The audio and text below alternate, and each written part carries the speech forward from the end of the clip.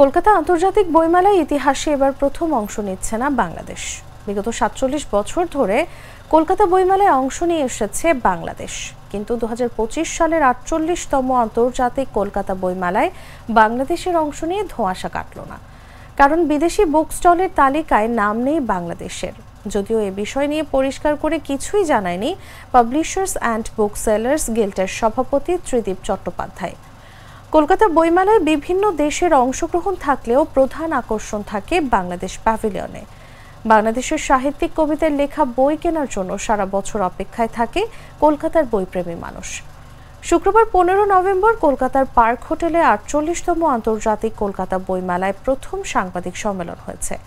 সেখান থেকে আসন্ন বইমেলার থিম কান্ট্রি হিসেবে অংশগ্রহণ করেছে জার্মানি।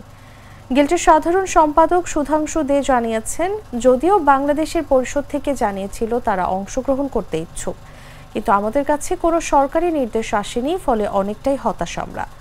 ২০২৫ সালের ২৮ জানুয়ারি থেকে শুরু হবে ৪৮তম আন্তর্জাতিক কলকাতা বইমেলা, চলবে ৯ ফেব্রুয়ারি পর্যন্ত।